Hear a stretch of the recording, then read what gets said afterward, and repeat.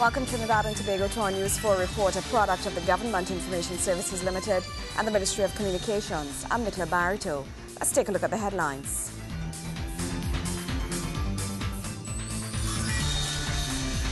The Minister of Planning and Sustainable Development launches a development initiative by the Inter-American Development Bank, which targets Port of Spain.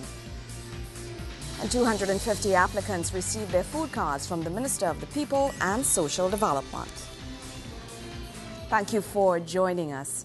Minister of Planning and Sustainable Development, Senator Dr. the Honorable Mohendranath Tiwari, is urging the people of East Port of Spain to work together to implement the changes they want to see in their community.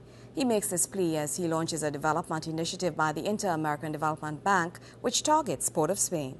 What is the tomorrow that East Port of Spain wants to see? Can we not envision a more desirable condition? Can we see the place transformed, the people redeemed, positive energy unleashed, and true liberation come? Can we envision that? Because if we can envision that, we can create it together. Everything comes from the human mind. What is the tomorrow that you are willing to work for beginning today? Let us try to answer this honestly and see if we can do something together to create a more desirable tomorrow. Residents of East Port of Spain converged upon the Desperados Panyard in Laventille for the launch of the Emerging and Sustainable Cities Initiative by Planning Minister Dr. Tiwari. The initiative, which is backed by the Inter-American Development Bank, was launched last year to support cities with populations between 100,000 and 2 million people that are growing much faster than megacities in the Caribbean and Latin American region. The initiative will target 3 critical things which, if properly monitored, can stimulate economic and social transformation of the East Port of Spain area. These are fiscal sustainability and governance, urban development, and environmental sustainability and climate change. The project will see the use of the area's rich and diverse cultural and creative assets to expand economic activity in East Port of Spain, while simultaneously improving social and environmental conditions towards the creation of a sustainable heritage city.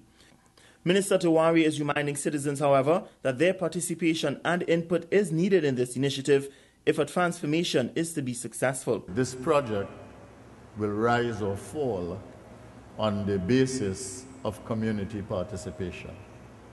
If we have community participation and community ownership, and we have community commitment, it will succeed. If we do not have that, we may succeed in a few things. We may build a few things. We may do a few good things. But the project as a whole and the community value of what we create will not be there. And that will not be success. So I want to ask the community, the members who are here, including the students, including the teachers, to appreciate my point of view on that and to think about it and to understand that the community participation that we seek is a critical success factor in this project. The minister says the initiative is exactly what East Port of Spain needs if it is to develop and transform, as it is more than just talk, but a sustainable plan of action. What it needs is not sympathy. It needs empowerment of the people. What these communities need is not partisan politics, but sincerity of purpose behind a plan of redemption.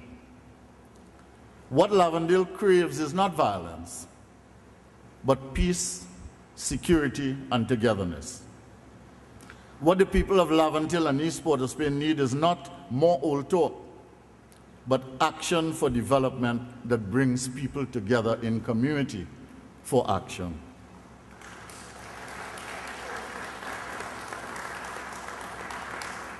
What the whole of Trinidad and Tobago needs is not just government of the people, for the people, by the people. We need that. But government with the people is what people are crying for in their communities. Gregory McBurney, News 4. Just some days after passing Fiscal Package 2012-2013 in the lower house, Finance Minister, the Honorable Larry Hawai, is proposing amendments to laws governing the gaming industry, as well as to the Motor Vehicles and Road Traffic Act that will see an increase in revenue. Minister Hawai made the announcements as he placed the Provisional Collection of Tax Amendments order in the lower house. As government seeks to implement new measures to increase revenue, Finance Minister Larry Hawai took to the lower house the provision of the collections tax order.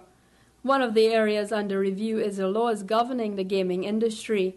Minister Hawai says this is necessary if it is to get hold of money laundering activities and unfair practices that encourage criminal behavior. In reviewing the legislation, the following will need to be considered: the current state of the gambling industry, including the national lottery system and the ways it might change in the light of economic pressures, the growth of e-commerce, technological developments, and wider leisure industry and international trends. We will also examine the extent of regulation appropriate for gambling activities in Trinidad and Tobago, having regard to the wider social impact of gambling and the costs and benefits associated with this activity, and the need to protect the young and vulnerable from exploitation and to protect all gamblers from unfair practices. Minister Hawai anticipates implementations of the changes to this act will take place in January 2013, while a committee will be established to review current laws and design a new regulatory framework for the gaming industry. The implications for the current system of taxation are very clear. Mr. Speaker, as noted earlier, the provisions dealing with the increase in the gaming taxes will take effect from January 1st, 2013. The first quarterly installment of the increased tax is payable on or before January 15, 2013. These taxes were first introduced in 1997 and were increased in 2002 by 200% and in 2003 by a further 25%. Mr. Speaker, in support of the government's objective of achieving a fairer system of taxation and in recognition of the fact that many of the members' clubs operate a business, the taxation of gambling tables, machines, or devices is only a small measure of the profits derived from gambling activities. What started off as a peripheral activity has now become the core attraction and a major source of revenue for many of these clubs.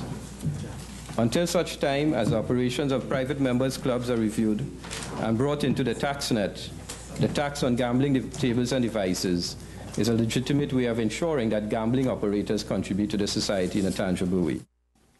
Meanwhile, the Finance Minister notes that the Motor Vehicles and Road Traffic Act will see an increase in fees according to the size of engine purchased. Engine size not exceeding 2499 cc's, $6 per cc. Engine size exceeding 2499 cc's but not exceeding 3499 cc's, $8 per cc. Engine sizes exceeding 3499 cc's, $12 per cc. Mr. Speaker, the motor vehicles tax, or MVT, on motorcycles, private school buses, and motor omnibuses qualifies as a tax for the purposes of the Provisional Collection of Taxes Act, since except for motorcycles, there was previously no motor vehicle tax on these vehicles. The minister adds that the option of a 10-year driver's permit will be provided for persons under the age of 65, while persons over this age limit will be required to take a medical test. The Provisional Collection of Taxes Order 2012 was amended to give drivers an option to renew their permits for 5 years or 10 years. The 10-year renewal option can only be exercised by individuals who have not attained the age of 56. Mr. Speaker, when a driver attains the age of 65 years, a medical examination will be required and the permit is issued at no cost for a period of 2 years. Under our laws, there's a graduated scale to the age of 65 years. Hence the reason why the option of having a 10-year permit will only be available to individuals who have not attained the age of 56. Minister Hawai notes that these measures will be contained in the Finance Act, which will be brought to the House in the beginning of next year. Kimberly Ramkalawan, News 4. News 4 continues after the break. Stay with us.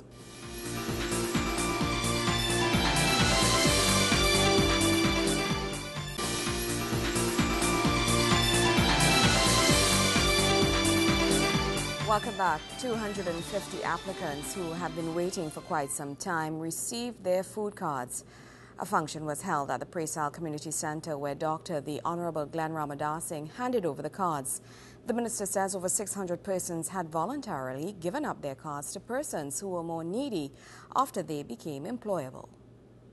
Dr. Glenn Ramadasing urged the recipients to get trained and re-educated to become self-sustainable so that they should not see the food card as free food, but as a ticket to self-empowerment. And so the People's Partnership Government put its signature on the governance of Trinidad and Tobago by ensuring not that you get a food card here today, but that any child that requires life-saving surgery, whether their mother is a Pulori lady in a Hindu school, or whether their father is a taxi driver in Karanaj or a fisherman in Maruga, their child will get up to $1 million from the Children's Life Fund for life-saving surgery. The minister says that every child who is in need of funds for life-saving surgeries will be assisted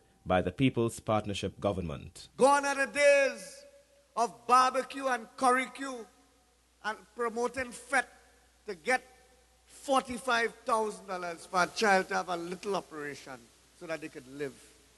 Under Kamla Prasad Bisasa, our beloved Prime Minister, every child that requires life-saving surgery will not die, but get support from the government of Trinidad and Tobago. The minister says his ministry has at its core the responsibility to assist the people of this country.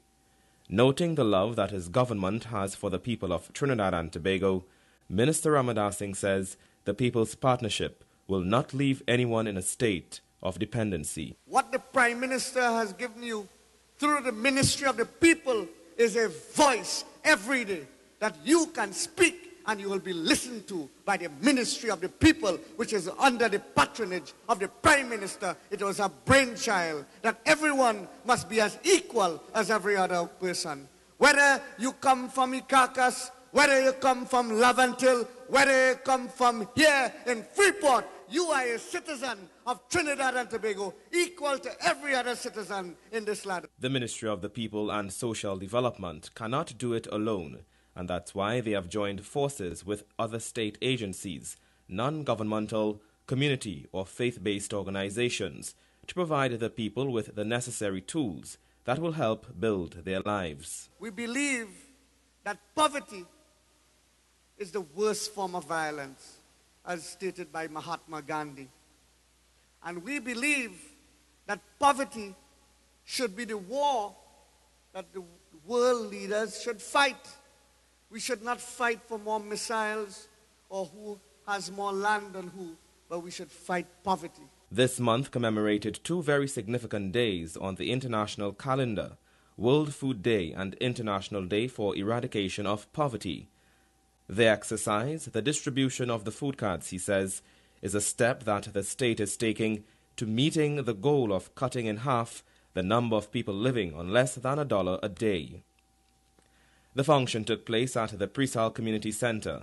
Minister Ramadasing says around 5,000 cards had been recalled from people who did not deserve them. He says a systematic audit review would be done every 3 months to assess recipients on the basis of how they were caring for and educating their children and their interest in getting employment. Joseph Lopez, News 4. Over 350 scholarships have been awarded by government to students to pursue tertiary-level education. This comes from Tertiary Education and Skills Training Minister, Senator the Honourable Fazal Karim, who was speaking at the honouring ceremony of some of the scholarship winners in the Couva North constituency, where Couva North MP Ms. Ramona Ramdial was also present. Tertiary Education and Skills Training Minister, Senator the Honourable Fazal Karim says government has awarded the most scholarships this year than ever before.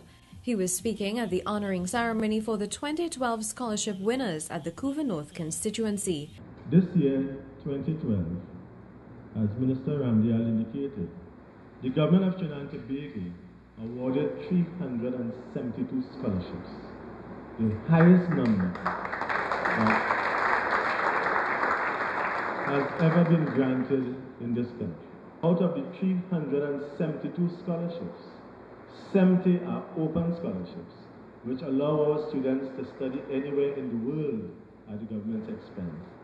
And 302 are additional scholarships, which are attainable at our local institutions or even those within CARICOM. Minister Karim explained the benefits of the scholarships, saying it provides the ideal opportunity for students to continue along their fields of study. If you're an open scholarship winner and you have decided to pursue studies in medical sciences, you are entitled to $360,000 annually for 5 years. If you decided to pursue studies in an area except medical sciences, but you are an open scholarship winner, you are entitled to $300,000 annually for 3 years. Couva North MP and Minister in the Ministry of the Environment and Water Resources, Ramona Ramdial, says government plans to offer even more scholarships in future.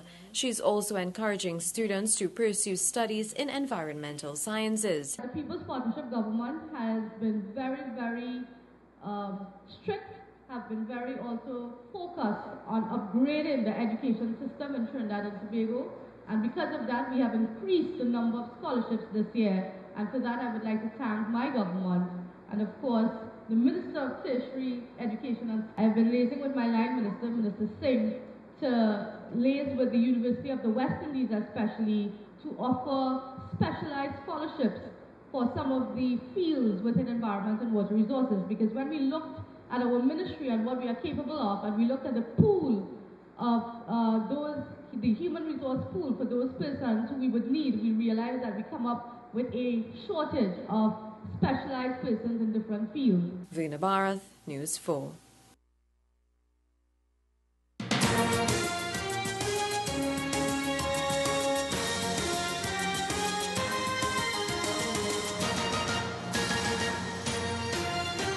Well, the battle for top honours in the Blink B Mobile National Super League has gotten tighter following match day 15, which was contested on the weekend.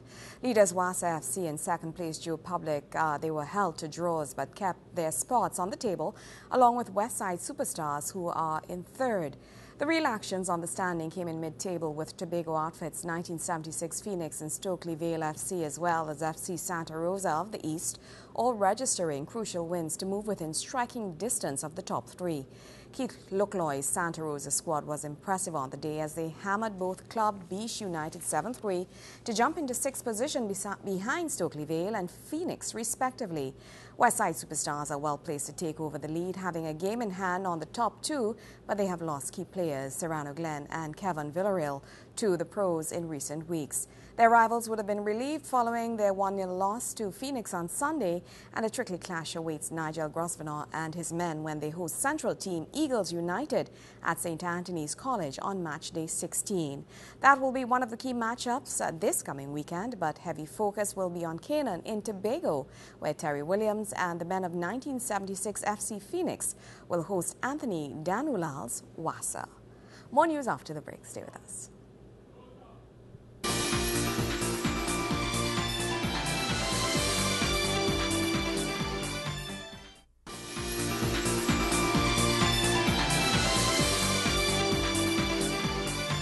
In this Jubilee year, Trinidad and Tobago has another reason to celebrate. This year represents 100 years of calypso recording. It all started in 1912. Presumably, the very first recording of a calypso from Trinidad dates back to the year 1912. The first local band to be recorded was Lovey's String Band. The band recorded several songs in America in 1912. The National Archive mandate has always been to acquire, preserve and provide access to documentary heritage of the nation in all formats. For the most part, the focus has been on the records that document the activity of the government from colonial to independence and to republicanism. Archives today, however, and specifically National Archives, recognize and have recognized that the story of a nation is not documented only in the official record. Far from it, as so many traditional forms of record keeping are sometimes purposefully excluded or excised out of the official record. Recognizing this, we at the National Archives are attempting to fill that gap in some way and to tell some more of these stories. which are not recorded officially. This, of course, is a collaborative process, and at this point, I wish to thank the team that has brought this program and this exhibition to life. Ms. Avril Belfont says TUCO, the Carnival Institute and NALIS have been instrumental and leading in getting this project off the ground, and without their contributions, it would not have been possible. Secondly, there is a wealth of knowledge and experience in individuals which needs to, and I dare say must be, recorded in some format for the future. And thirdly, we have only just begun. All through this process, I kept telling the team that we've not tapped this source. We haven't spoken to this person. There's so much more still not written down, and we've not even covered what I think would be even a drop of what needs to be said on this topic. But they told me and they reassured me that we need to start. And I think that is the important thing here. The International Council on Archives has stated that archives are reflections of the evolution of societies. Today, calypsos in all its form, those that came before and those still to come, have been reflecting our culture for centuries. Ms. Belfont says it is time that the nation comes together to tell those stories. President of TUCO, Brother Resistance, says it has been a difficult journey, but is very happy to see the resilience of the newly transformed National Archives. The National Archives today is alive. You come here and there's a vibe, there's a current. You could have a discussion, they could lead you somewhere. They could open some pages for you. They could show you a way. And I say that with a smile because this is so important for us in this country. Our work with NALIS also needs to be stated publicly, because the relationship with NALIS goes back a very long way. He says TUCO plans to collaborate with NALIS to establish a database for calypso lyrics and a number of other projects in the future. We already have an agreement with NALIS in terms of they creating a space for material coming out of the calypso tents, coming out of the newspapers, anything to do with calypso. And of course our work with the Carnival Institute. Well, when we meet Carnival Institute, it was like a whole new world opened up for us in TUCO. Well, that's how we wrap up this edition of our News 4 report, a product of the Government Information Services Limited and the Ministry of Communications. I'm Nicola Barito. Thank you for joining us.